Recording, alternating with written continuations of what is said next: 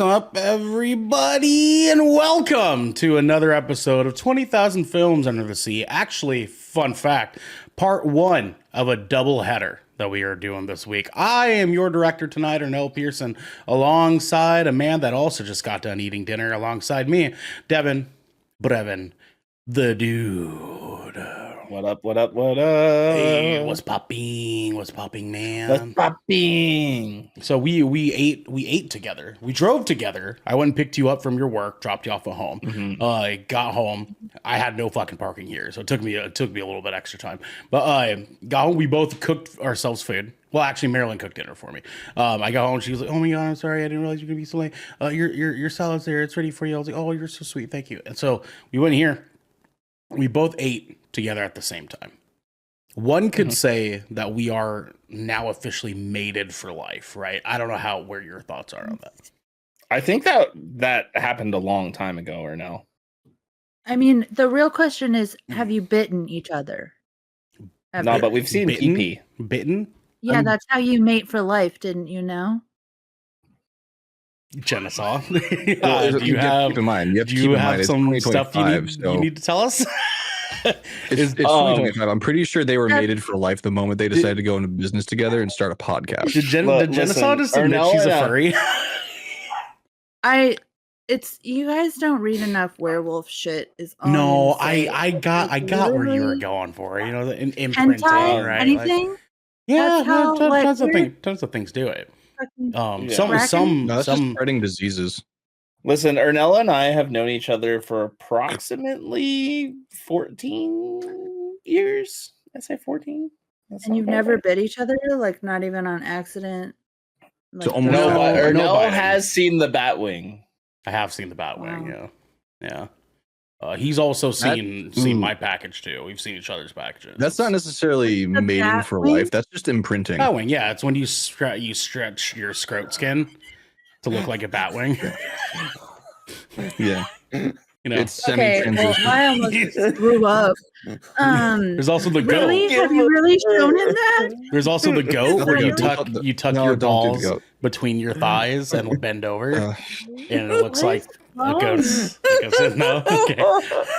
Can you believe they made movies like that? All right. For real though, if you're curious about any of those terms, instead of us being descriptive, you could just go watch the movie Waiting. Yep, there you go. I'm not going to do that. Where they talk about the Batwing, they talk about the goat. Let's talk about the brain. That's where you squeeze the balls up to it and it looks like a brain. So did I tell you guys about the time that I accidentally read Kraken Shifter like erotica? The person who is talking about Kraken Shifter erotica right now is the queen of bitchin' herself, Jenesy Gabrielle. No, we have not. What? Yeah, it happened. There were like 7 books in the series, and I read them all like accidentally. A few times. Yes, questions. Yeah, the first one was an accident, and the second one was curiosity, and then everything after that was on purpose. It was intentional. Yes, Ernell, I'm taking questions. Yeah, hi, Ernell Pearson from Kraken.com. I have a friend that actually told me the other day, hey, if you hear anything about Kraken Shifter or romance novels or snup books or anything like that, please tell me what they are so I can avoid them at all costs. So I'm going to need you to let me know what it is. No, I'm going to need you to tell me for my friend. Why did you put the direction of your partner? For my friend, your partner. For my, he's pointing at Squidward. I've got my friend. My friend asked. Of it right now. Hold on. They were like each one was like the name of a different character.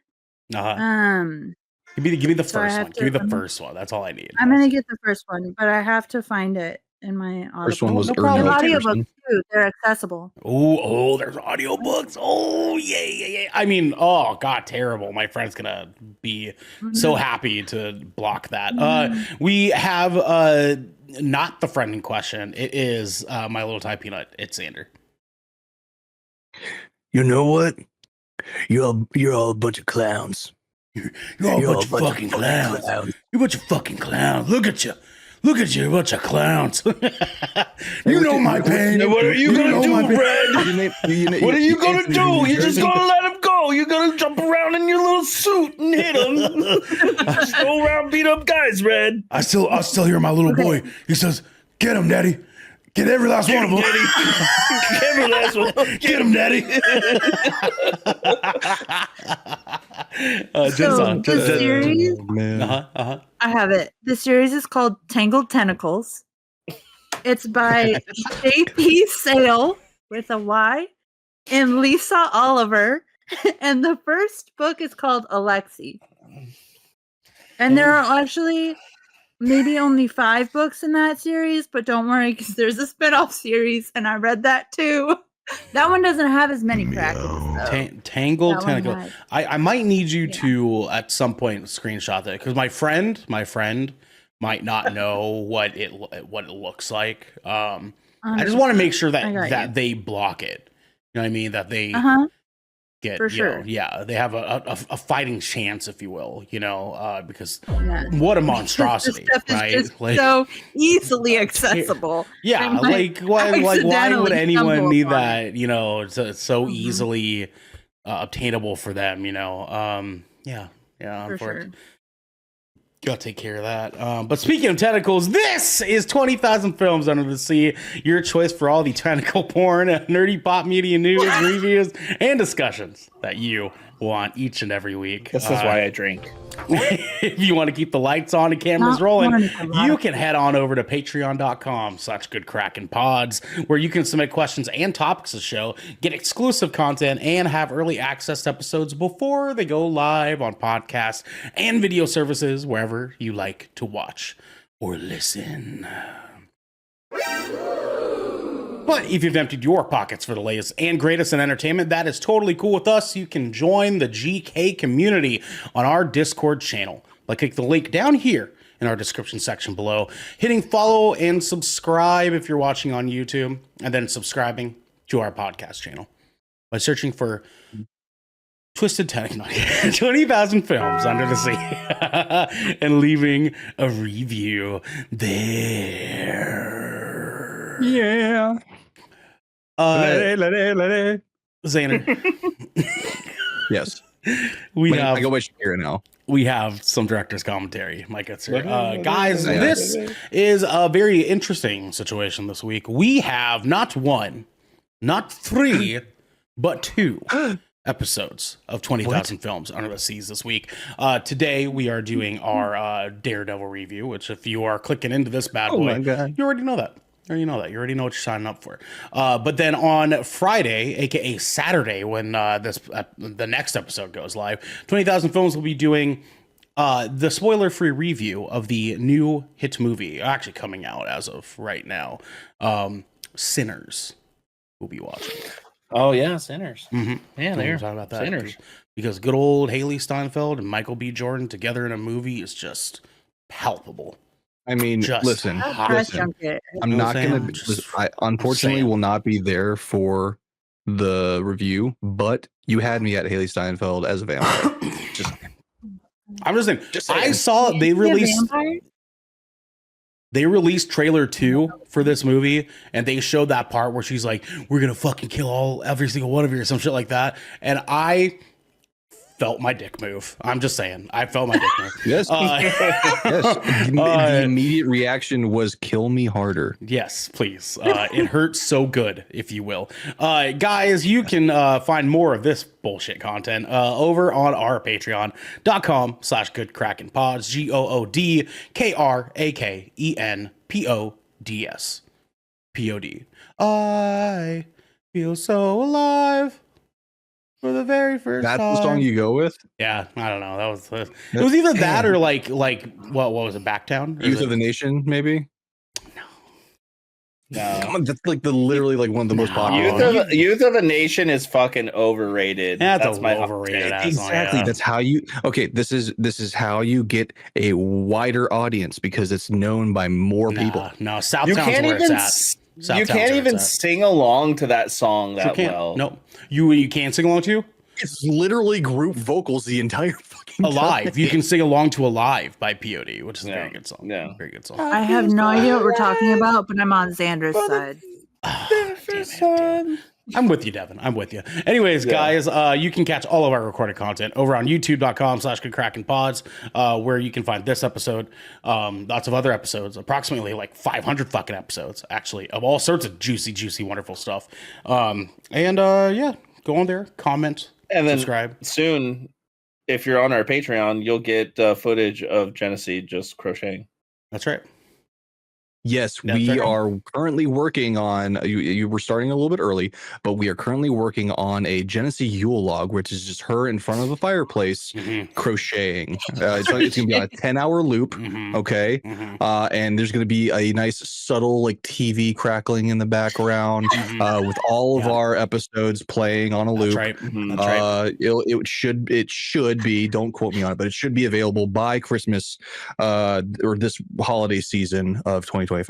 And she may quote some erotic reading fantasies as well. Oh my God, you don't pay me enough for that. Could we do something for the viewers where it's just like let's reach a goal of some sort and then just have like a Jenesy Reads episode? No. That'd be so funny. That'd be so. Like the people would riot. It would have to be shit that Jenna saw reading it makes no sense for, right? Like no sense. Like we should have her read like Neil the deGrasse Tyson book. What did you say, Devin? Should have you read the Ahsoka book. No, not because that it would make makes sense to her, but because she would make that sound good, right? Like I'm talking like we have her read some just like either just the filthiest smut ever, right? Just the filthiest smut ever, right? I'm already be on Patreon. Or B, Wu-Tang Clan lyrics. Right? Yeah. Or like except in place of the word you have to say expletive. Or like Yin Yang twins. We have imagine Jenesy doing Yin Yang twins, right? Hey, little mama, let me whisper in your ear.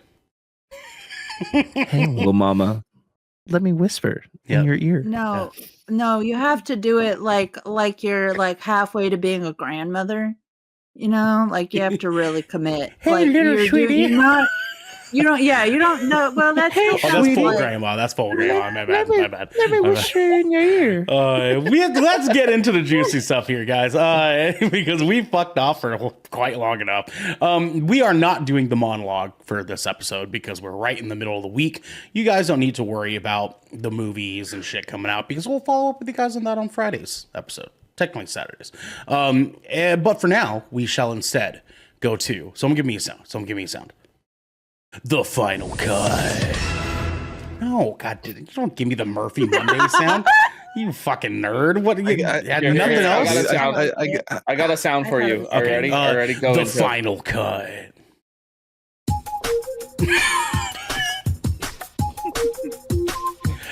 Wait, guys, hold on. Let me get a redemption. All right. The final cut.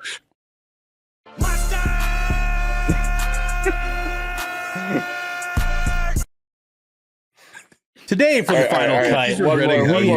No, fuck's sake. Oh my God. The final cut. I thought somebody was gonna do the Sabrina Carpenter song that they're playing on Fortnite. You're gonna give Xander ideas. Don't do that. Don't give Xander ideas. It's Xander. Tonight for the final cuts, we are talking Daredevil Born Again, Season 1 review. Matt Murdock, a blind lawyer with heightened abilities, is fighting for justice through his busting law firm, while former mob boss Wilson Fisk pursues his own political endeavors in New York. When their past identities begin to emerge, both men find themselves on an inevitable collision course. Released March 4th, 2025, with a showrunner named Dario Scarndapane. I believe it's how it's gone. Who has worked on Netflix's The Punisher, Jack Ryan, and the Liam Neeson film Memory. It's actually a very good movie. This was directed by Justin Benson and Aaron Moorhead, who are a team of directors who worked on the Archive 81 show, Moon Knight, and some episodes of Loki as well. Music was done by the Newton Brothers, who worked on everything in the Mike Flanagan suite, including Haunting of Hill House, Haunting of Bly Manor, Midnight Club. Like, the list fucking goes on, right? All great works of art. X-Men 97, Goosebumps, and the Five Nights at Freddy's movie. Okay.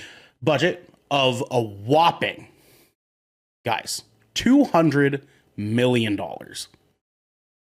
Jesus Christ. It shows.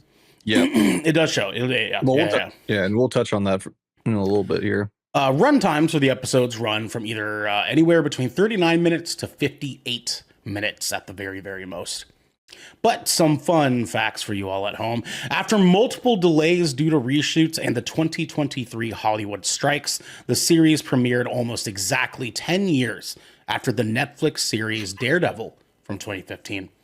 That is wild. Mm-hmm. That is wild. I remember being so excited for the Daredevil series on Netflix when that came out. I don't know why. I've always had this affinity for Daredevil as a Marvel comic. And it all started when I was really young. And you became blind. And it's not because of the movie, but I was aware of Daredevil when I was younger because the first Daredevil movie came out on my birthday in theaters. And my uncle took me to see it. Yep. And for the time, it wasn't bad. Don't say that. For the time, back then, don't say that. We didn't have a lot of good things back then. Like we did not. The original Nosferatu was good for its time. That's a dog shit movie. I now thinking about it, I don't even know if I like the new one that much, actually. Some people are sitting on the edge there. But anyways, continue on. Yeah. But once I was aware of Daredevil as a character, I hyperfixated on it when I was younger, and he became one of my favorite Marvel superheroes, especially because of how much interaction that he does have with Spider-Man, and Spider-Man already being one of my favorites ever as well. And you being blind, right? Yeah, I can't see shit. Yeah. I fucking knew it. Yeah, all these years. I know there's a I know there's a microphone right here. Devin, Brevin the dude, the man who was secretly blind. We over here, Xander, your hand was up. Go ahead. I'm sure you have some words you want to say. Yeah, fun little Xander lore. You're also blind. No, so prior to the premiere of Daredevil season 1 was actually my first ever exposure and experience to podcasting, because I was actually invited back when I was living in Maryland. I was invited on to my friend's partner's podcast because she was starting off a comic book adaptation themed offshoot of her main podcast about blind and people, I was right? I was kind of the resident Marvel expert in the area, so she brought me on, and that was like my first time. Big boy! So I was listen. Up! Come after my boy like that. There's a reason. There's a reason why I only show up for Monday night shows, and it's not just because I'm not getting paid. It's kind of cool to see how, like, literally Daredevil was my first kind of foray into this kind of sort of content, and now we're coming full circle. Yeah, that's right. 10 years later, my friend, 10 years later. It was announced on October 23rd, 2023, that Kevin Feige and the other Marvel executives watched the first few episodes during the writers and actors strike and did not like what they saw. So they fired the writers and directors and sought new creative folks. In October 2023, it was reported that Marvel Studios had removed the head writers Matt Corman and Chris Ord from production, along with some series directors.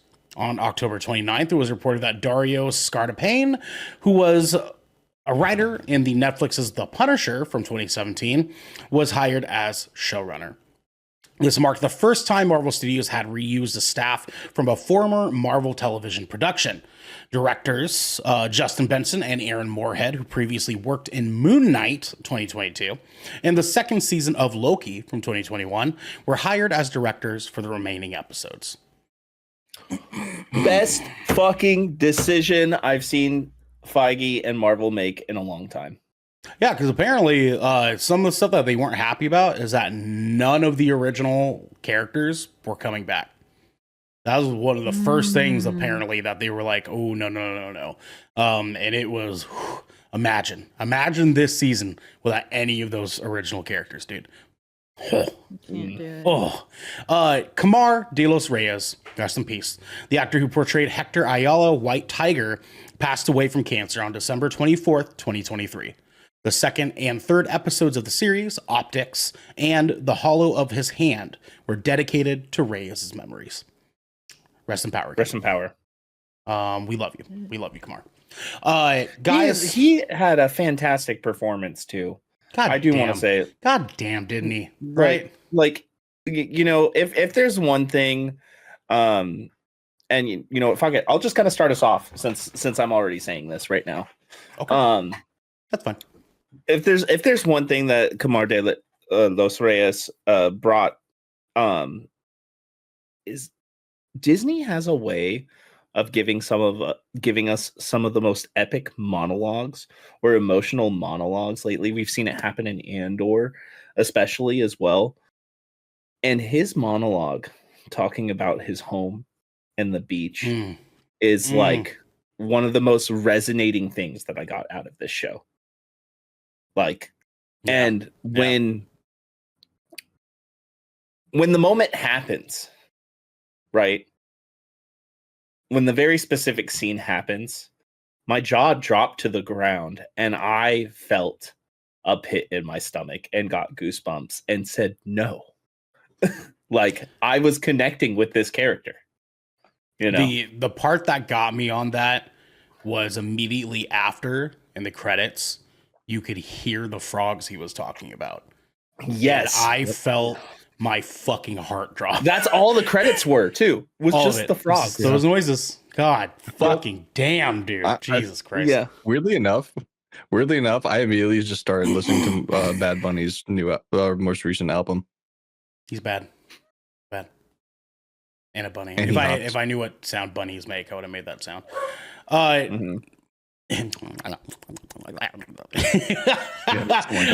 Okay, let's get into it.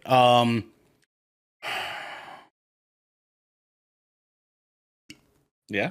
Xander, let's go to you. Let's toss the ball to you first, my friend. Oh, me. Yeah, because you don't really do reviews a whole lot often, and I want to get a chance to hear from you here.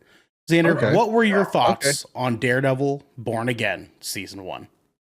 I have a lot of thoughts. So I'm going to go ahead and kind of give my overarching kind of review on this first season, and then kind of delve into a couple of little critical points that I'd like to address with this.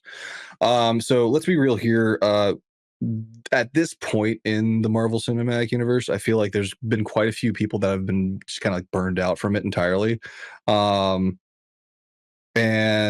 I think this might actually very well be the piece of content that we needed to win people back.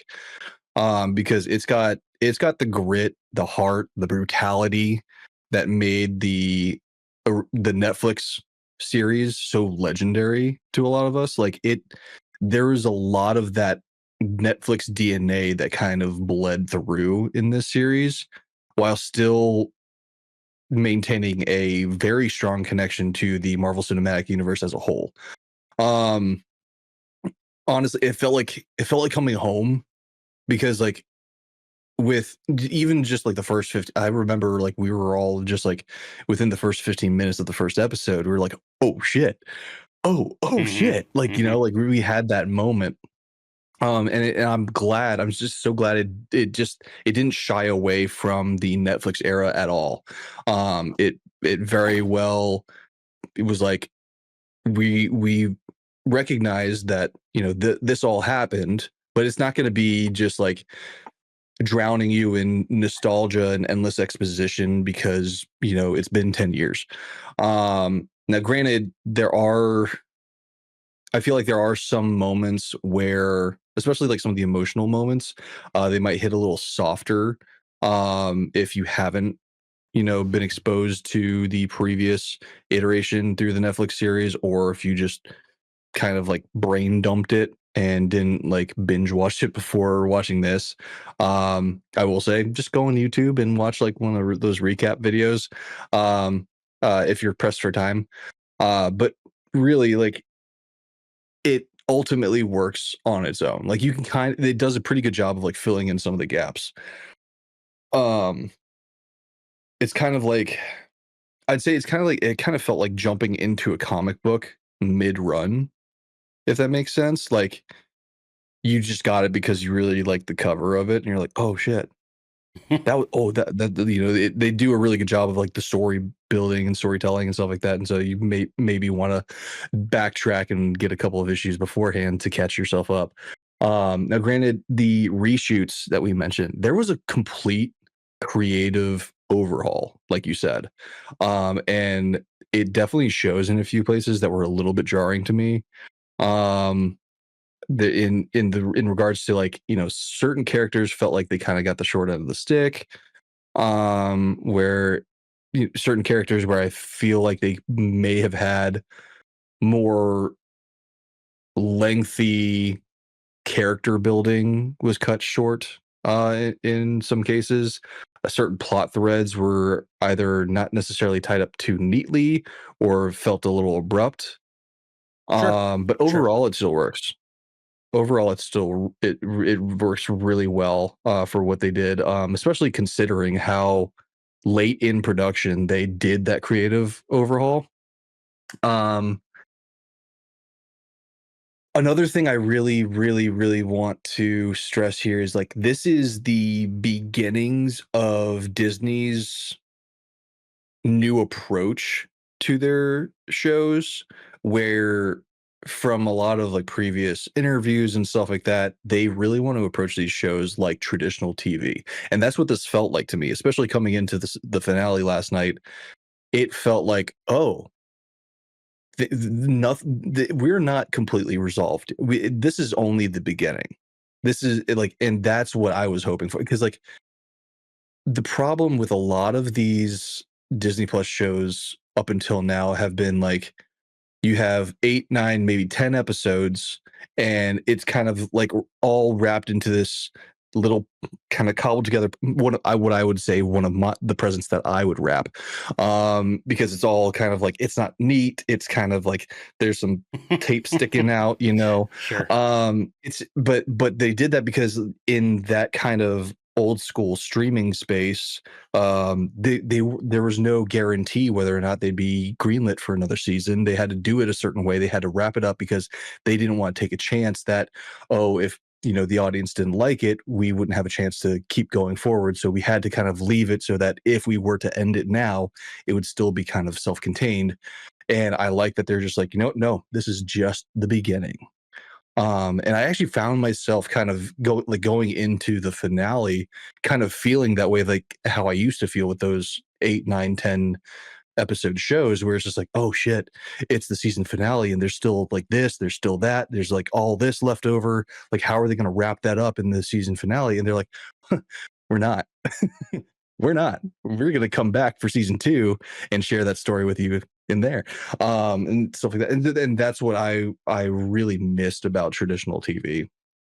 Another couple of things that I really wanted to touch on were like the creativeness with the camera work, the shifting aspect ratios in certain scenes. I really love the long takes that they did, like we were talking, like I mentioned, the first 15 minutes, the dolly zooms, the dolly zooms. There's one scene in particular with Poindexter when he was being moved to Gen Pop. Not necessarily a huge plot point or anything like that, but it's very subtle, where it's like it's following him for this continuous take, and into when he walks into Gen Pop, and then it just kind of like rotates around him. I thought that was really cool. Little stuff like that. And the music, dude, the music choice was on point. Like, I was like the end of the end of episode 1, what was it, like TV on the radio?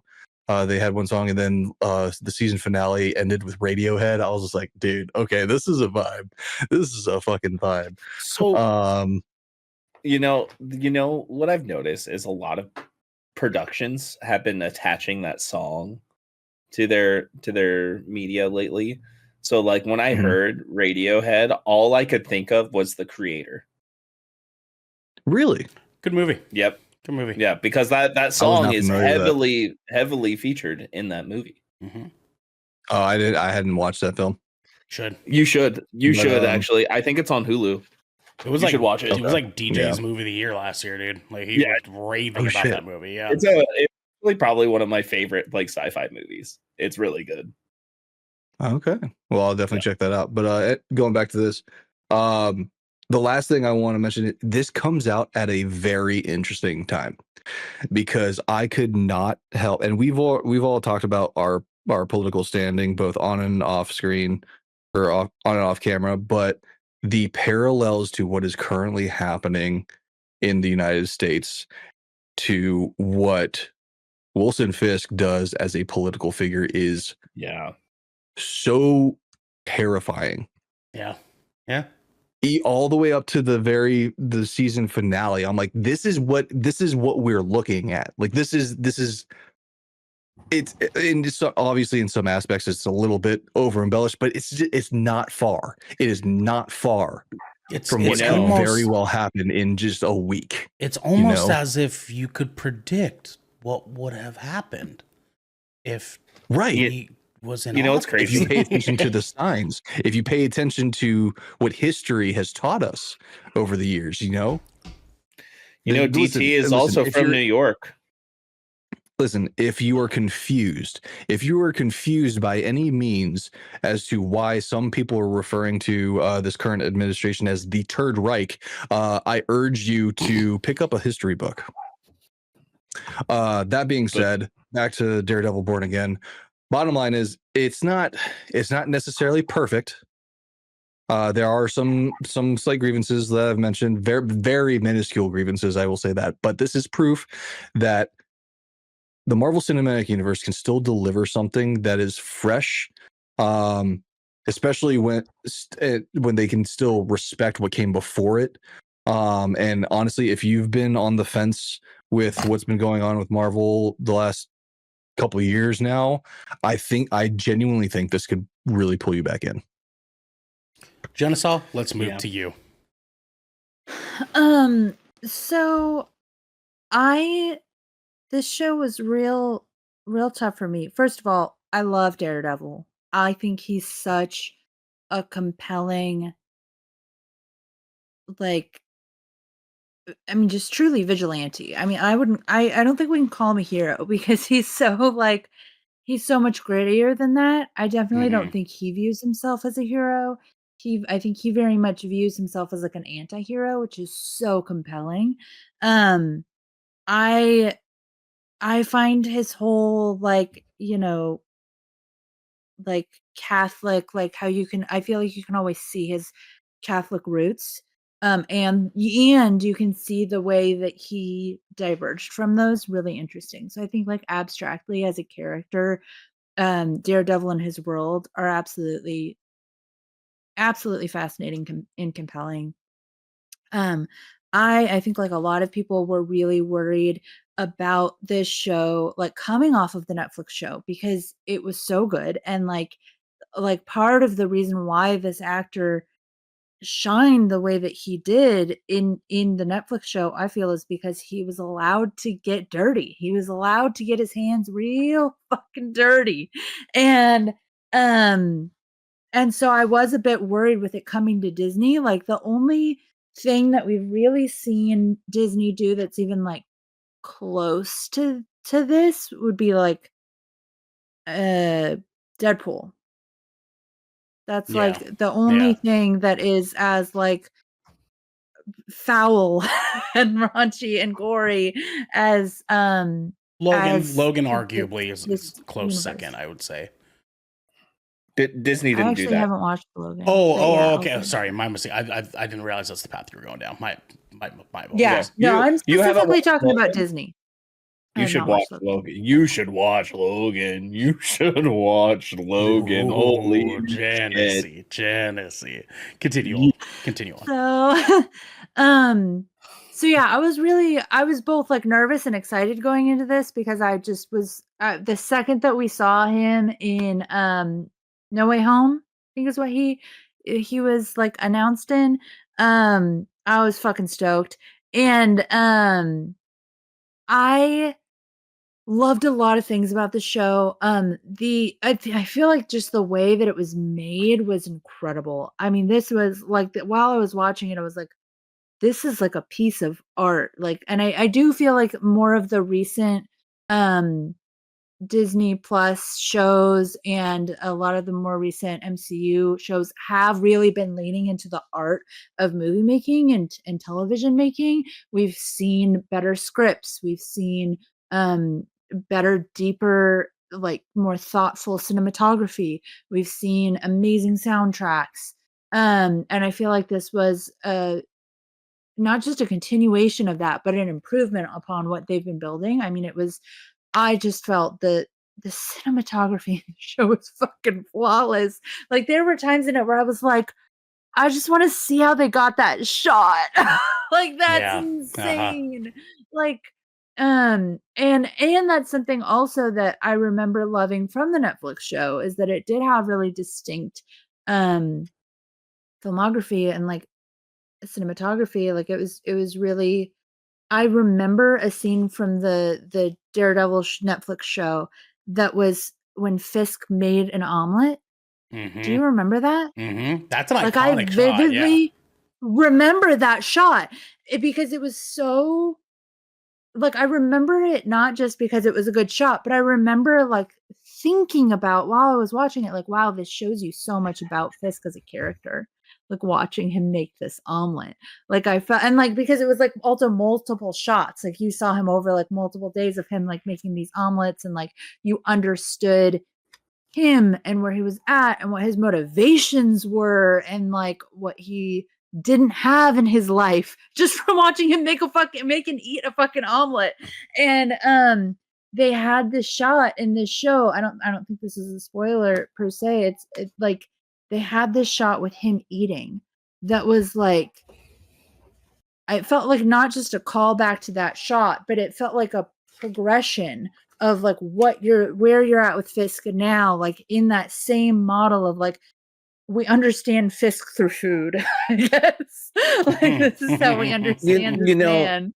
It's funny that you say that too, because like through the series, once he like starts figuring out who he is, you know, as Mayor Fisk, you notice he starts eating a lot more food, actually. A lot more. Yeah. Like a lot in the series. So it's like there seems to be a connection with Fisk and food. Right? And food. Absolutely. Absolutely.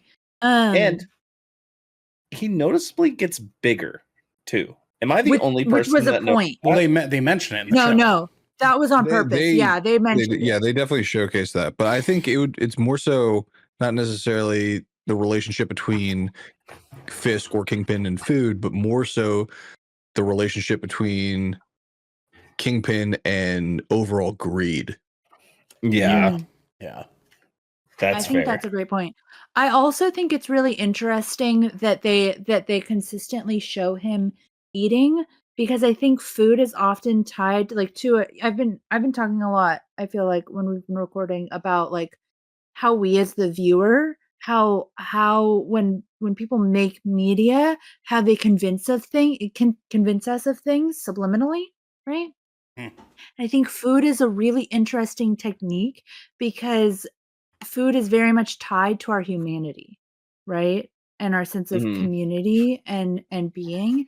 And so just watching a character eat in a certain way or eat a certain thing or prepare food a certain way tells us a lot about the person and can even make us identify with them more or less. And I think that they use that with Fisk. Kind of just like an offshoot with that reminds me of that scene of in the Substance when he's eating the shrimp and shit and all that. Anyone who saw the Substance, like I didn't see the full movie, but I've seen I enough clips wouldn't watch and it. read the synopsis. But Dennis Quaid just sitting there eating, and the close up shot, and like really honing in on not just the visuals but the audio of that, like that. I think you're definitely onto something with that. But Well, food. there's some pretty like connection. iconic movie scenes that directly involve food, right? Like one of the most notorious ones ever is Lord of the Rings, right? Where he's eating the tomato, and people like get bothered by that. But there was a point to that, right? And it was to sort of showcase his greed and his need for everything to be consumed for him, you know? And it's kind of case in point with Fisk in this show, and I can see where Jenesy's coming from, because like Fisk is such a dynamic character when it comes to symbolism, because he doesn't talk about how he's feeling. He does things based around what he's feeling, and they do such a good job of that in this show. Even the Netflix show did a great job at it too. It's the way he moves his hands too, like, and He's got to like evoke anxiousness, right? Like how he's feeling. Yeah, You got the hand flex.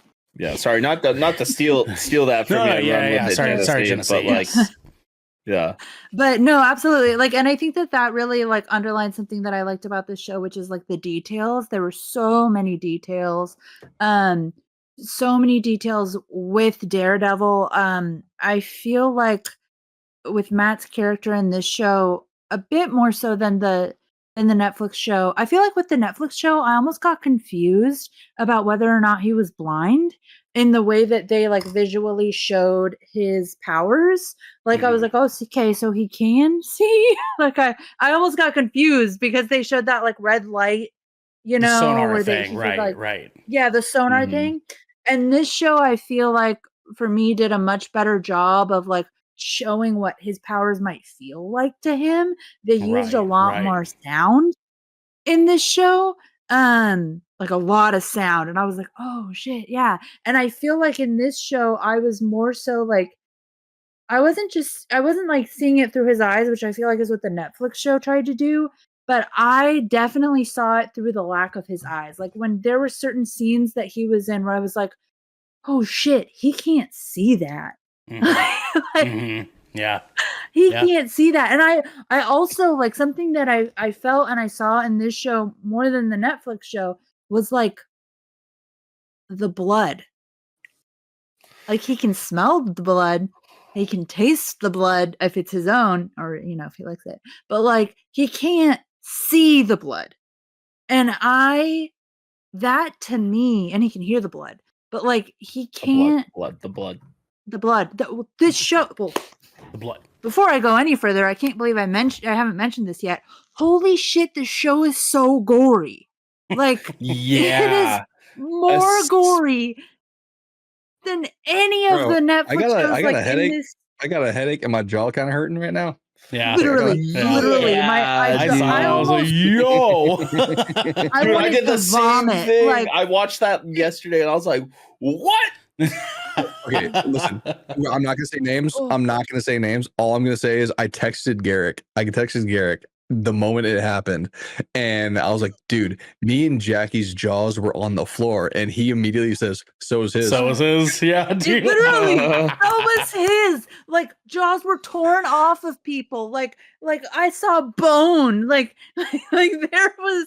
It was so gory. Like, do you all remember? Let's get nostalgic for a minute. Do you remember when Doctor Strange Multiverse of Madness was coming out, and they were like, "This is the goriest thing in the MCU that's ever happened." Wasn't that fucking fun? The eyeball or some shit. Wasn't that quaint? Wasn't that? That's cute. That's cute. That was like a visit to your fucking grandma's house. Okay, compared Deadpool to was this. pretty gory too. Granted, that's the thing. Gory. That's the granted. That was pre Deadpool and Wolverine. Deadpool and Wolverine, the success that it was, $1 billion door to this. It opened the door to this. It told Disney and Marvel Studios, hey, you guys can do this and still be successful. It did. Hey, you can be comic accurate and be gritty and vile, and guess what? We will shill our money out for that. We will. Literally. But I like, and like that wasn't like a deterrent for me, obviously, because I watched the whole thing and like I watched the next season too. But like it was, and I feel like the gore like added a lot to it. I feel like you understood Daredevil better having had this. Like I went into this like explaining Daredevil a bit to Naomi because she hadn't watched any of Netflix. The only reference she had was that little cameo that he had in Spider-Man, and she was like, "What about She-Hulk? He was the dude that like everyone lost their mind over in the movie theater, right?" And I was like, "Yeah, that was him." Did she watch She-Hulk with you? He's a really good lawyer. A good show. Ish. A good show. She-Hulk. Ish. Because he was in She-Hulk as well. Point. He was in She-Hulk, and that was like, okay. So I'm gonna get into like my key things. Wait a second. I hated the romance. Absolutely despised it. I hated the romance. I don't think any of us liked it. The second I saw her, I was like, ugh, boring. Yeah, I don't think you're supposed, but I don't know. I never liked him with Karen either. Can we bring Rosario Dawson back? We need Night Nurse. Continue on, Jenesy. No, you know who I liked? You know who I liked? I actually liked him with She-Hulk. I hated that. No. You don't get to spend like 2 years telling me you fucking hated She-Hulk, and then you get to say that wasn't good. Oh my god. Okay, we can go back to that fucking tape. We can go back to that review because I know that I liked them during that godforsaken awful show. Hated that show. I just loved them together. I just want to point out one major just kind of character flaw right now, because like my issue is, so you have I'm not even going to factor in the fact that he's blind. You just have a lawyer from Hell's Kitchen. So you fought him. You have a lawyer from Hell's Kitchen with the Night Nurse, Karen Page, She-Hulk. Freaking Heather, what's her face? The hot therapist. Electra, yes. And then you have Tony Stark, billionaire playboy philanthropist that has had two. You had the reporter and then Pepper. I'm okay with that, dude. She hates Tony Stark for different reasons. Okay, I'm sorry. I'm just saying, if you're gonna be Tony Stark, you're gonna be, because like in the comic books, he's a fucking asshole, dude. Technically, he's married to. Why you coming at my man Murdoch like this right now? Like he deserves. He's a player, okay? He deserves it. Jenesy, continue. Jenesy. Continue. I love you, Xander. No, here's the thing though. You want to know why it's believable? Because Tony Stark is a billionaire and his dating pool is actually like his actual like relationship pool is going to be smaller than a regular Joe lawyer in New York, because everybody and their mother is going to want to be with a lawyer in New York, and they're going to have access to him and he's going to be game. But Tony Stark isn't just going to date anybody. He's a billionaire. They mate for life. Murdoch. I'd dap until they get their mistress. Then they, I concede. The next one for life. Yes, Shark Daddy. Yeah, hi, Ernell from GoodKraken.com. I'd like to also add that he's hot too. He's so hot. So hot. Charlie Cox, mega hot, dude. I don't know if you guys remember the conversation he has with that other lawyer woman to do like a thing. That I'm sorry, that was one of the hottest conversations I've ever heard in my fucking life. I don't want to say he was trying to shorten a sentence specifically. Yeah, that was so hot. It was just the slickest fucking game. The chemistry was there. So suave. The chemistry. The chemistry was palpable. You could, like, the sexual tension in that, it was thicker than a bar of butter in the middle of January. Like, what the fuck, dude? It was insane. That was the most I was like, why is he with Heather right now? Heather who? Jenesy, continue. We still have 2 more of us to go, so I will let you go and continue on. Thank you. So yeah, I hated the romance. I actually missed She-Hulk, and I think overall, I was and my first impression of this show, like when I got to episode 8, is I was like, wow, so Marvel can do what they had meant to do in not Winter Soldier, in Captain America, whatever, Brave New World, this last one. Yes. It literally same plots. They were literally the same plots. But like they let one of them, Daredevil, actually be what it should have been. And then they gave our poor new Captain America a terrible fucking villain with a terrible fucking like end to that conflict. That was such a pussy shit. I hated it. Not Captain America. I love him. I love Anthony Mackie so much. But the conflict, right? Generally speaking. But the conflict and how they resolved that conflict was the weakest shit I've ever seen on my screens. Like that was fucking sad. That movie was a letdown. It arguably shouldn't have been a Captain America movie, but wrong. No. It was very upsetting. And so I was kind of upset watching this. I was like, okay, so you guys can make a politically relevant piece of media. You just didn't. So I was kind of pissed about that. Like that made me upset. But I was also frustrated by the time that we got to the end of this season because as Xander pointed out, this season was not wrapped up with a nice neat bow like many of the other Disney Plus Marvel shows have been. And that was actually a downside for me. Particularly, I think that if they had different content, like if it had been a different conflict, if it had been a different villain, Xander already said it, so I'll say it. Kingpin, this version of Kingpin in the role of Mayor, is very parallel to what we are actually experiencing in the United States of America today. And I personally like my media to be an escape.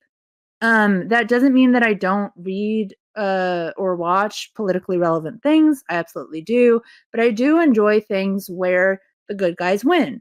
And we see things like have resolution. And that's actually part of why I love vigilante stuff. It's part of why I write vigilante thrillers.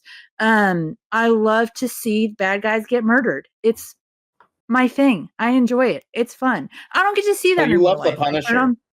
You like the Punisher? I fucking love the Punisher. Yeah, that's what I thought. Oh, and this show. Jenesy's a Frank Castle fan.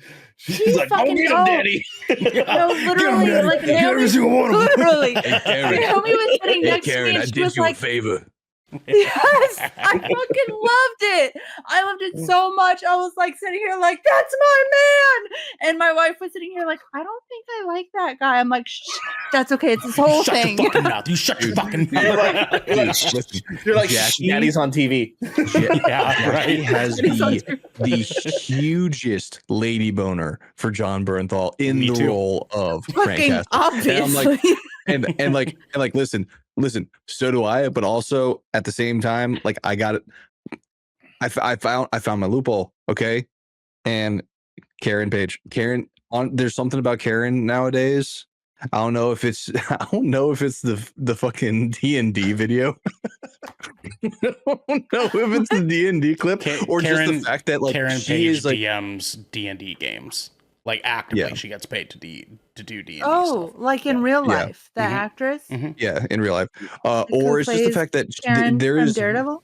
Yep. Ever since like the Netflix era, but also in here, she's used very minusculely, but she is kind of like now like the voice of reason in a way, and she kind of brings things to kind of like a more zen kind of like she's the take a step back and think about this person, and I kind of like that. So she's Frank Castle's kryptonite. I think I would like her better with Frank Castle. I'll say it. Like the like 5 seconds they were on screen together, I was like, can they like not have their clothes on? Like, we're already 100%. rated R. Like, can we just like a little bit like lose some clothes? Like Daredevil can't see. It's fine. I He can apparently hear their heartbeats. He can smell. He can hear that. Yeah. he No. can hear their Yeah. heartbeats. And that was addressed. fine. That was addressed. Did you say he could Yeah. smell? Is that what you just said, Xander? Jesus Christ. Jesus Christ. You're like a That stare was count. like Get her, Daddy. hear Get their her. heartbeats. The G version of that. He was like, look, I could hear it. I'm not going to tell you about what was happening in your pants, you filthy motherfuckers. Get her, But Daddy. anyway, Get every last inch. yeah, I wanted more of Frank Castle. Like, and we got a good amount of him, but like, I was just like, I was ready for him to like break out of restraints. I just wanted him to kill everybody. I wanted him to kill everybody in his path. Jenesy, Yeah. do you know that there is a TV special? It's supposed to be like an hour, almost hour and a half long, coming out of The Punisher here soon, and it's going to be a direct follow up to what we just saw. To this, Yep. I did not fucking know that. That makes me feel Yeah. better. Thank you. There you go. You're Thank welcome. you. You're There you go. welcome. There you go. Oh, And they've already thank God. been greenlit for It better season be. 2. I mean, you saw the there's- end credit scene, right? You saw the end I credit. did. There's an Absolutely did. after And I was credit like, scene to this. Hey, Thank well, God. your name's Anthony from New Jersey? Okay, New we Jersey. Just wanna shake your hand. yeah. we still have me and Devin. And we're 55 minutes in. So Jenesy, your final thoughts. I'll wrap it up.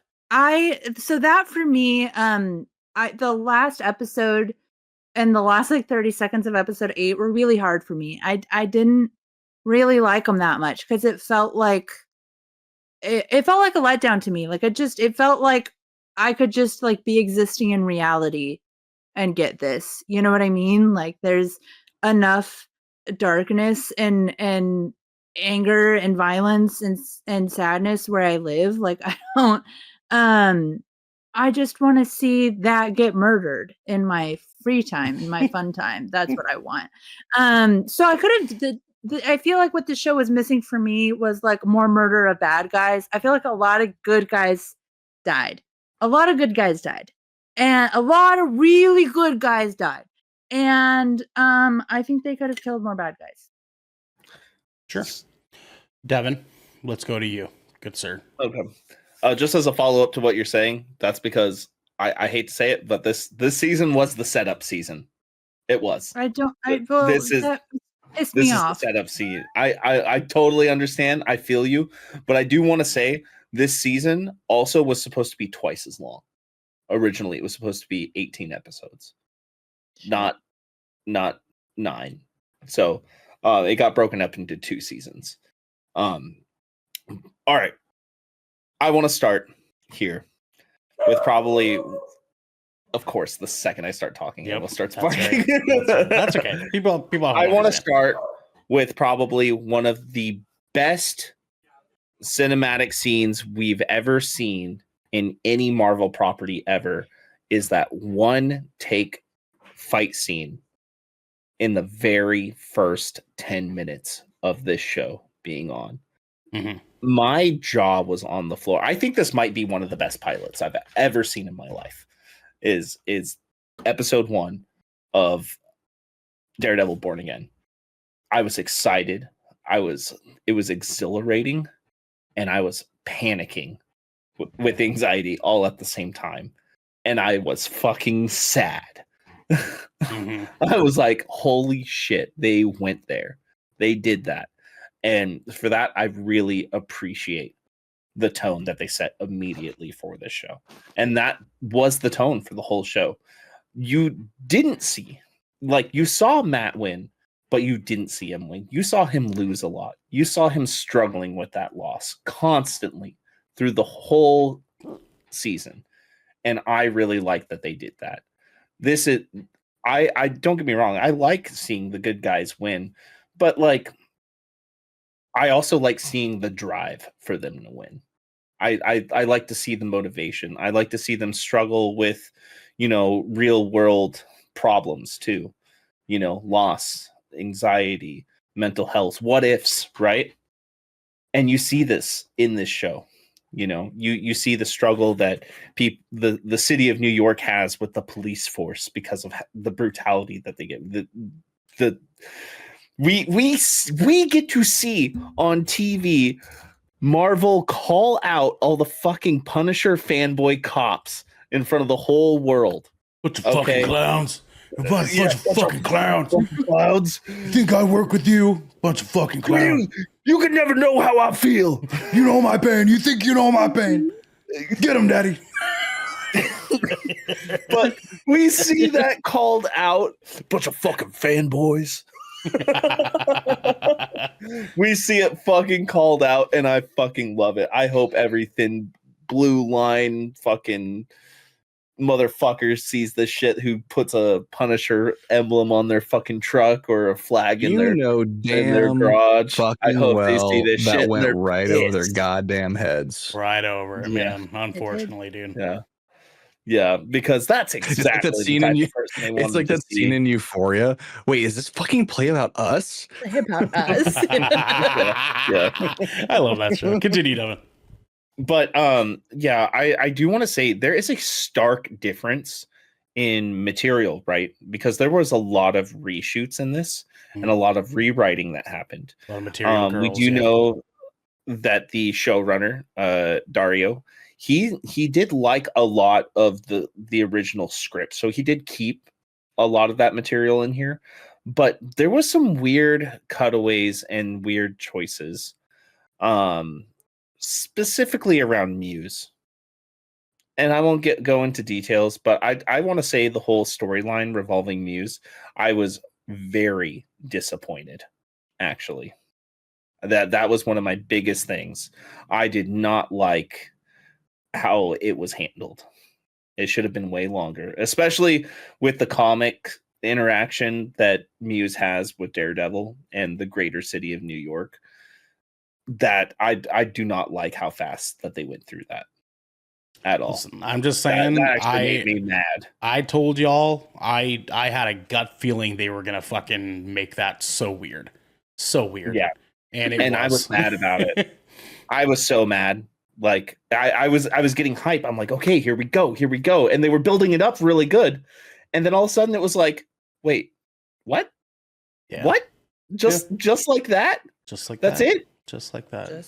I hated that. That is probably one of the worst writing plot points that they've done, in my opinion, with this show. Especially with how much they build up Muse as a villain for like all the media for this show. Mm-hmm. You know?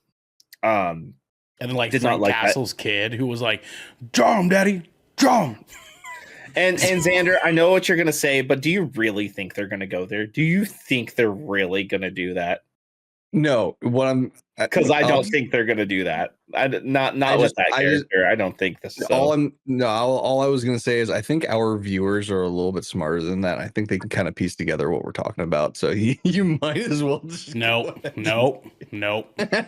I'm handling this exactly how it should be handled. And I feel like there's a little bit more tact. that could have been. Nope. And but yeah, that is probably the plot point that I hated the most about this series is how that was handled specifically, because that deserved, at least up until like the episode before the finale, in my opinion, at least, or maybe even the whole finale. You know, up till the beginning of the finale, like it could have even been a beginning thing, you know, just like how we see in Infinity War when, you know, Thanos takes everybody out. You know, he takes Asgard out at the very beginning of the movie. You know what I'm saying? Yeah. Get him, daddy. Get his head. Snap everyone eyes one of them, daddy. I do want to say, I actually have the opposite effect, Jenesy. I actually liked episodes 8 and 9. I liked them a lot because that to me felt like original, like Daredevil Netflix. Like it felt like we were finally back on track. Was when 8 and 9 were there. I felt like this had like the same kind of tone and feeling as the old Netflix show, you know, moving forward from there, and I actually really liked it. It made me excited seeing that spiral back into this and everything kind of colliding and building up at that point. And of course in the finale, like, come on, like, you know, if you see the trailers, you know Frank Castle's in the show. Like, you already know that it's in the trailers, it's in the TV spot. Yeah. So, like, you know, getting that interaction again, always welcomed, always fucking welcomed. Give me more Punisher, and I'm glad I'm getting more Punisher, and I'm glad we're getting more Punisher moving forward and more Marvel properties besides just Daredevil. You know, I'm just happy that they announced that. Performances, fucking stellar, out of this world. I think D'Onofrio and Cox have played their characters almost more than any other Marvel actor. I think they have more screen time, more hours, more minutes into playing their characters than anybody else. I think Hugh might have him slightly beaten just because he's done so many movie projects, right? Yeah. But that's like the only one that I can think is even close, right? Yeah. And you can see how they've really developed these characters between the two of them. And, like, you know, we talk about perfect castings a lot when we review things. God damn, do they just continue to shine in their roles? And the dialogue between their two characters and the way that they interact with each other, it just makes me excited. I'm just like, oh, what are they going to do there? What are they going to do there? You know, I did like a lot. I wish there was more MCU integration too, you know, especially since we got Fisk in Hawkeye. It would have been nice to see some more, you know, interaction. There was some. Just very little. So we got Tony Dalton coming back, right? And they have him in as the swordsman. Yeah. And that wasn't the only one. No, it wasn't. But I wanted more. Like, we're in the multiverse, like, phases, right? I'm not saying I need multiversal stuff. I just need more interaction with characters. We know there's multiple characters in New York. There's multiple. Like, you know, like, I need more. And and it doesn't need to be in some fantastical way or anything. Fisk is a huge threat now. He is the mayor of New York. The mayor of New York. This is where a lot of these characters reside or are around there, you know. So I need more in season 2 personally. Overall, I had a good time watching this show. I think Marvel finally understands their audience, and I think moving forward we're going to see some better things here. Yeah, great writing, great cinematography. I like the direction.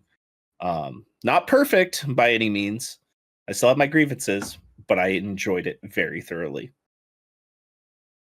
Yeah, man, I think that when we talk a lot about Marvel's TV stuff, we kind of circle around this conversation of did it serve the greater Marvel universe correctly? Right? Did it bolster what we know in the Marvel Cinematic Universe? Does it play a part of that? And I think that this show does a lot of things incredibly well. And even though it wasn't quite exactly connected to the greater MCU in that kind of way, I do think that this was a flawless follow-up to how they handled carrying from Netflix Daredevil into this.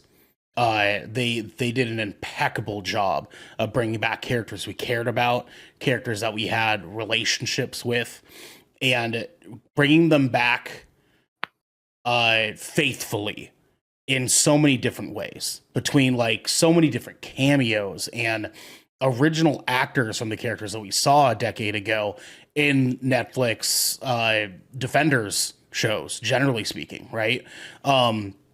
We all, know that like it was kind of coming into Hawkeye. It was a little bit weird seeing Fisk in Hawkeye and now seeing him again in this and how they tie that in to the story with Fisk and Vanessa and how that plays out. I think that was a really, really, really good way for them to go about things. And it's even more interesting to know that at first they weren't going to. And until Kevin Feige was like, no, what the fuck are you guys doing? And said, stop, let's fucking fix this.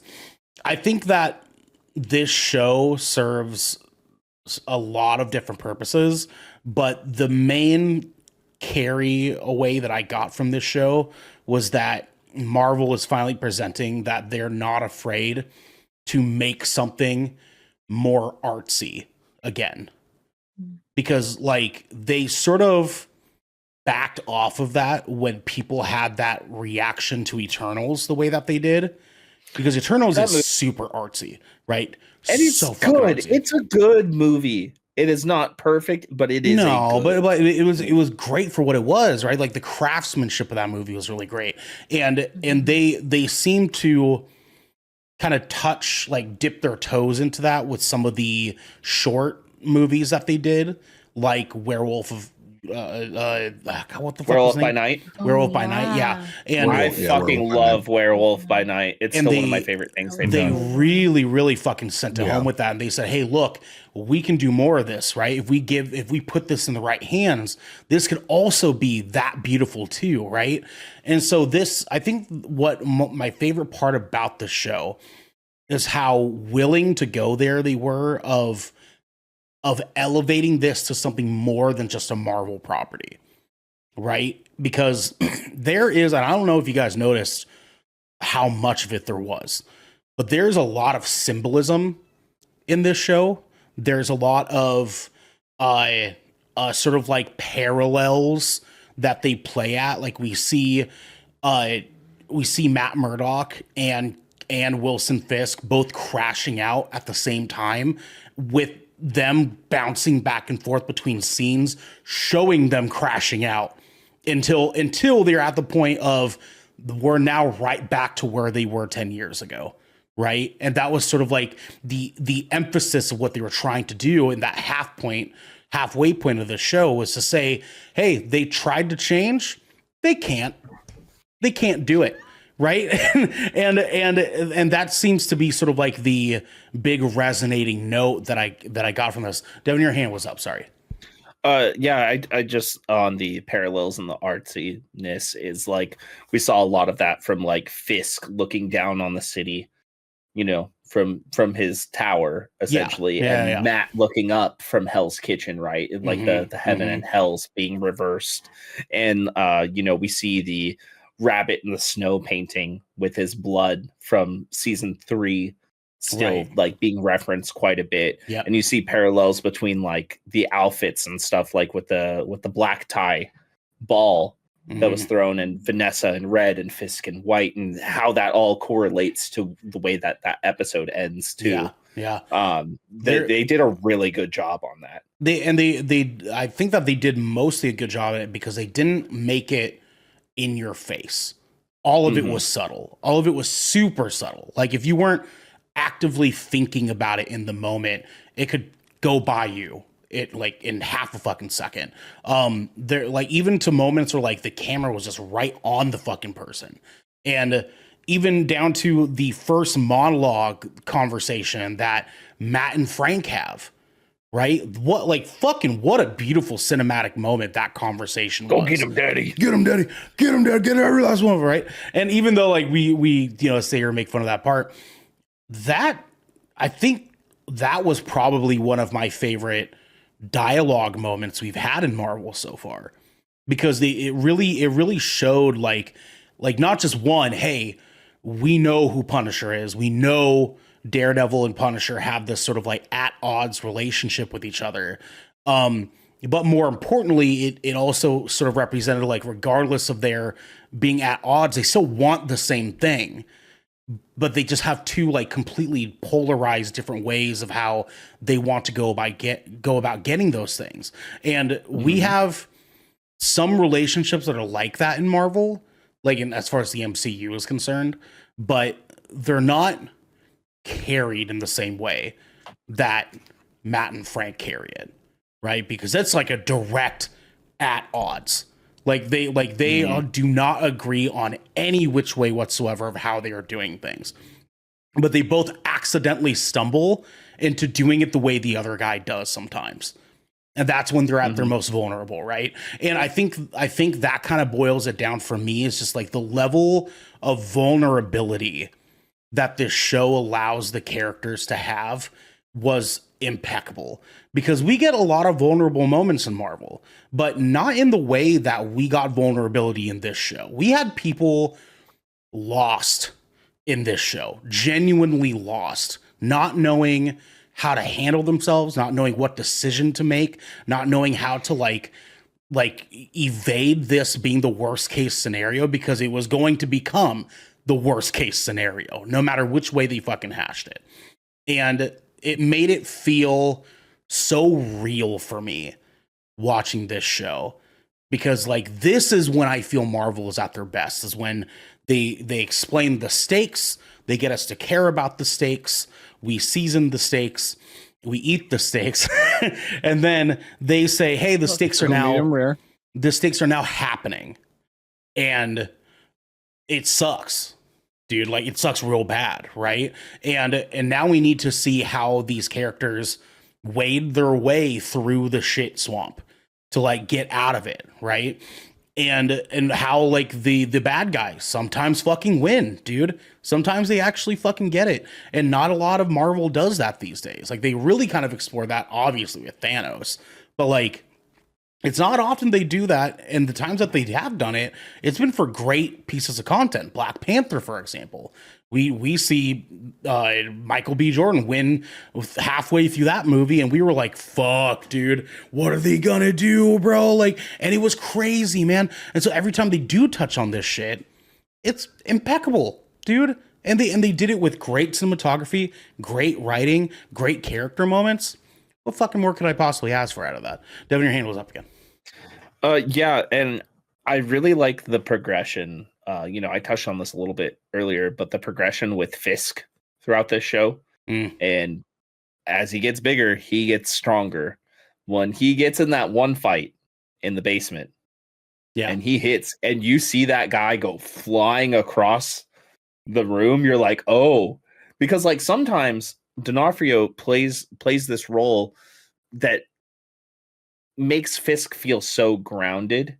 And I like ever since like Hawkeye, they've shown that like no, Fisk has some unnatural strength to him when he gets angry. Yeah, because they didn't quite touch on that in the Netflix Daredevil, right? Like they like a little bit, but not really. It was like so minimal. It was so minimal. But like I like that they're like trying to like make us remember like Fisk is strong as fuck. Like he is strong, and they made it very apparent in this show, especially between that scene when he's like, "Hey, here's an axe. Sometimes all you need is a tool to get the bigger guy." Right? And between that scene and the very end, that our jaws were all on the floor. It's like he has this unnatural strength from him, and I like that they're showing that, because I hope that evolves to moving forward, especially I think that's kind of what they're trying to do, because that's why they have that moment of him being like, "Oh, these suits aren't fitting me anymore," right? Because it's like trying to get us to understand like this is going to end up being comic Fisk, right? He's going to be huge. He's going to be intimidating. It's no longer just like Kingpin who hides in the shadows. It's Kingpin who is directly involved in fucking people up. Right. And that was a big case of why he's so intimidating for all these like gang members and shit, because he's a fucking dangerous dude. And I'm glad that they're leaning into that, too. I think that I want to take a moment to shout out some of the actors in this show. Obviously, Camar de los Reyes was phenomenal as Hector. And goddamn rest in peace to you, brother. Like I am so glad that he came in with this character and represented in the way that he did, because again, it's not often that we get Central South American representation in Marvel. For whatever weird reason, there's just not a lot of those characters. We have Miles Morales and Star, whatever her name is, what's her name, Chavez. Yes, thank you, American Chavez. Thank you. And then some scattered few others, but you're forgetting our new Falcon too. New Falcon, yeah. Well, that's what I said. It's- A few scattered others as well. Is it Gio Gomez? They definitely allowed him to sort of represent for the community in this show because it was about more than just him being him, right? It was like, I'm doing this for my neighborhood. I'm doing this for my people. I'm doing this for my family. Like, and that's very important to represent that way. God damn, Michael Gandolfini, the kid who's Fisk's assistant in this show, he is the son of the late James Gandolfini from The Sopranos. And he plays the young version of he plays the young version of him in The Sopranos too. He does. This dude is so good in this fucking show. And it was crazy because like we saw him in the first few episodes of this show. Warfare came out and he's in Warfare. He is? And we just reviewed. Yeah. Good movie. Is he one of those soldiers? He's one of those soldiers. Yes. That's crazy. He's in Warfare and he plays like this super rugged, tough dude with a mustache, right? And then seen him back in this for the last few episodes after we saw Warfare last week. I was like, dude, this kid's got chops, bro. I'm so excited to see where he goes with his career after this show. But focus on his part in this show. You fucking slimy motherfucker. He plays such a good, scummy piece of shit in this fucking show. Like, he is the most punchable fucking dude in Daredevil Born Again. But he's also so fucking likable at the same time. Exactly, dude. He's such a scummy, nice fucking fuckface, dude. And he brings this like persona of just like he is the embodiment of dude, I'm a nice guy. And it's great because like I can see this like world where they're trying to set him up to be this sort of mini Fisk, right? And how he's like playing a role in that sort of direction, and like just the way they land on that, where he's so vulnerable and measly in the first half of the show, and then he starts getting little bits and pieces of power here and there, right? And now in the very last episode, he plays that card on the council folks. Oh my god! We'll call you. just incredible, dude. But then on top of that, the young lady who played as BB Urich, who has probably one of the coolest fucking Easter eggs in this show, when Fisk is like, "I knew your father," and I was like, "Oh, that was her dad." And he uncle. Uncle. Was it uncle? Yes, I thought it was dad. Uncle then. Yeah. I was like, yo, what the fuck? And it didn't click to me that that's the guy that Karen Page was working for.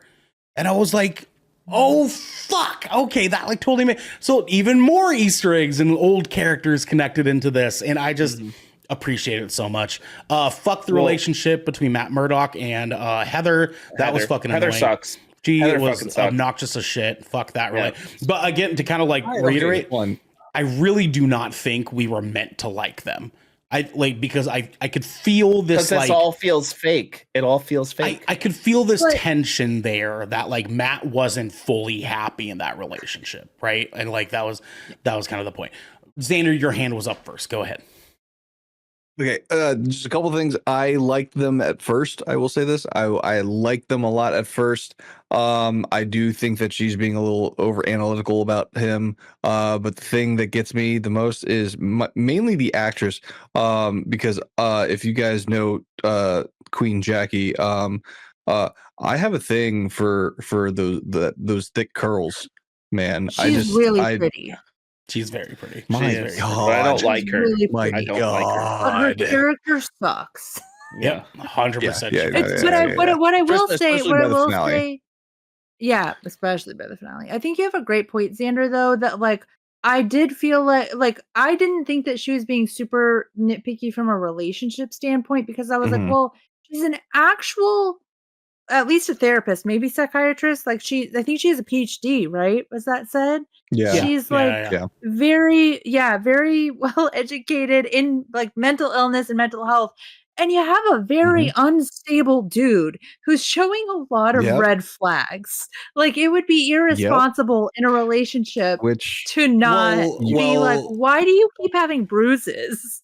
I do think that it lended to a little bit of a realism, because I remember when I was studying for social psychology in college, there was a thing that was talked about actively about things that people that go into psychology degrees and majors do in relationships, is that they either super psychoanalyze their partner, or B, they are dismissive of the things that they should be paying attention to. And it did bring a little bit of a nice flavor to what was going on there.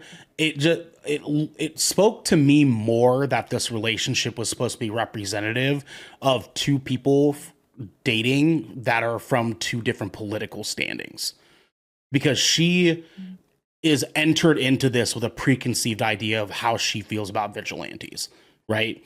And it's bolstered by what happens to her in the show versus Matt, who is a vigilante, right? And so like we kind of get this like sour note partway through the show that like reflects on that. God, it's not that her character was written bad or that she was acted poorly. They wrote her to be a fucking dog shit human. I love it, but fuck that character. Fuck that character so hard, dude. Anyways, yeah, this show's great. I had a great time with it. I also was a little bit bummed out about Muse stuff, but I'm trying my fucking hardest to compartmentalize this as a show film critic versus a Marvel fan. I can understand that as a Marvel fan is mostly where we are disappointed with the Muse stuff, not so much from the writing standpoint, because they did have some creative even as choices. Even as a critic, I'm still. I don't and see that's the tough part for me is I don't know if I agree in that case, because yes, that's Jenesy. fine. You know what I will say as a film critic, if we're gonna call ourselves that. I mean, we are. We get plenty enough views. I didn't like how they played Muse, not from a comic book standpoint, but from I am getting tired, especially at the end of the season. I am getting tired of Fisk being the villain. They need a new bad guy, and I feel like they've played out Fisk for how many seasons now? He was the villain in Echo, and they basically, like, by bringing him back as a villain in this, they disregarded everything that happened in Echo. And I just feel like, from a critical standpoint, they could have played out Muse longer. If we're saying this was set up for season 2, they could have played that out longer, and I think that would have made Fisk more interesting because he wouldn't have been the only bad guy. That is the one thing I will agree on in terms of Muse. I do feel that it was cut a little bit short. There was a whole lot of build up for a whole lot of nothing, and I can't agree with that. I just also feel myself being a little disappointed that they didn't do Muse. Right? Yeah. Like they didn't, because Muse has super strength, super speed, can teleport into different universes. He's like fucking crazy. He's a crazy fucking villain. Okay. That stuff only happens like he is technically an inhuman. He actually has anti-sensory field around him that makes it so like he's a perfect match against Daredevil, because Daredevil like thrives off of sensory enhancements. But those things that you're talking about are after a very specific interaction that he has with Mephisto. Well, yes and no, though, because like the universal thing, yeah. But the super strength and super speed things is something is kind of carried through what he got his powers from originally. And they like I understand why they did it, because if you have Matt Murdock, Daredevil, going up against effectively Quicksilver, right? Like you're gonna have a bad time. Okay, like it would have just made for a not very good like fucking fight. But I wish that they would have at least tinkered with it more. Xander, your hand was up, and then we'll go to Jenesy, and then we'll finish. Yeah, from a strictly film critic kind of standpoint, I do agree with the idea that Muse should have been handled with a little bit more longevity, which would create a much more interesting dynamic in the fact that there are two major players on the antagonistic side that we can follow. However, I if you're following along with like kind of like the behind the scenes stuff, I have not seen any confirmation on this, but I would argue that this feels as though that in the original production of it all, Muse was actually the number one villain, like the main villain. And then, oh my gosh, Jens, do you have a ghost? Because here's the thing. Here's the thing. Dog. I want to make it perfectly clear because I do not want to mislead people that are listening or watching this. Okay, Fisk is not the only villain in this show. He's not. Muse is not the only other villain in the show either. We have like 5 villains in this fucking show. The problem, I would say 3 major. Yeah. Well, I mean, a couple that we can't name. Vanessa is technically a villain. Vanessa's a good one. Buck is technically a villain. Like there's. There's a number. There's a handful of villains. You could even say that the task force is a whole fucking villainry on. I like Buck, by the way. I like Buck. Buck I like. I was thinking of the cop dude. I was thinking of the cop dude. The cop dude's another fucking villain. Yeah, exactly. I hate him, but like Powell. Buck. Mm-hmm. Officer Powell.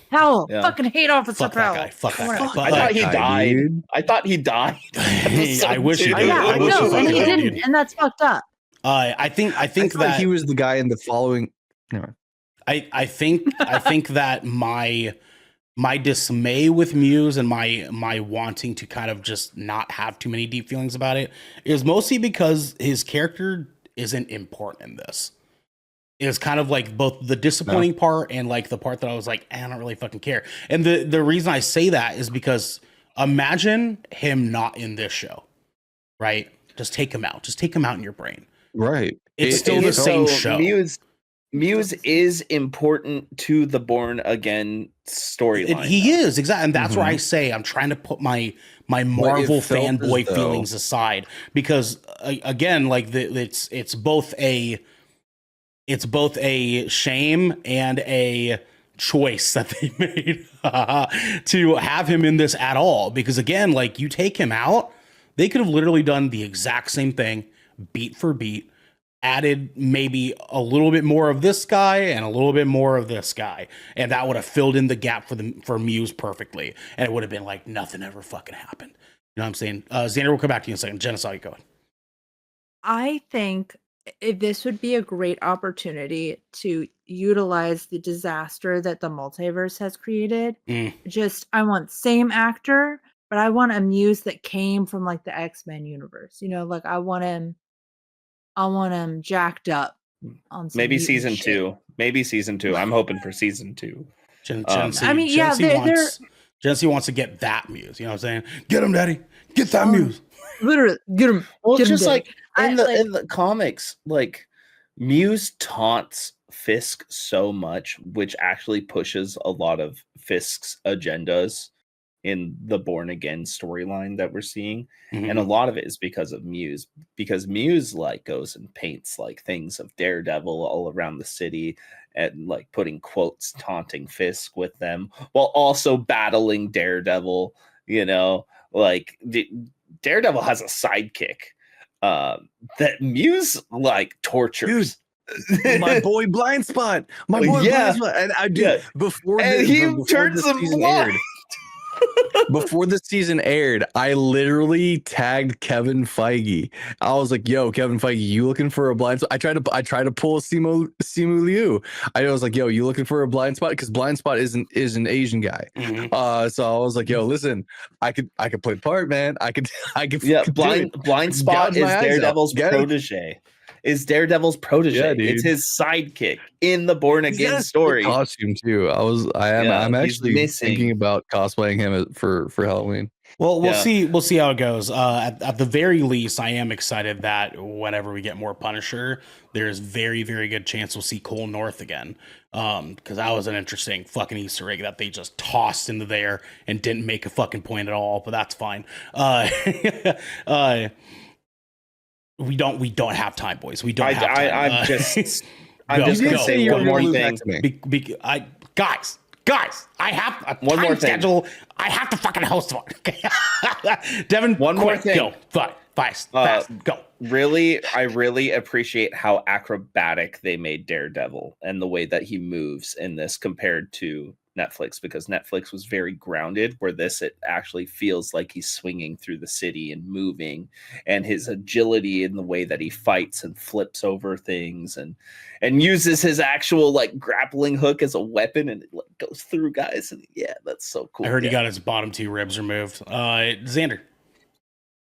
Yeah, now on back to the whole Muse thing. I think you're on something with you. I think you kind of caught on to where my brain was at, where you said like if you just kind of did a couple things here and there, spent a little bit more time with a couple characters, you could have done away with Muse. But I think for that same reason, we were kind of like on the same wavelength, where Muse was in. Like I guess the executives felt that they needed Muse to set up another character that was introduced in this to further that story, and I feel like they're just like, let's just the and then only reason they had him like in this. Muse. Well, that's where I'm like, before the creative overhaul, I think that Muse was a major player, or had more,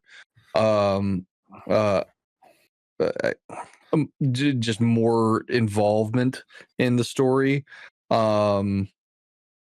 Before the creative overhaul, and then when they did the kind of changes, there was like, well, we were working with a fixed budget.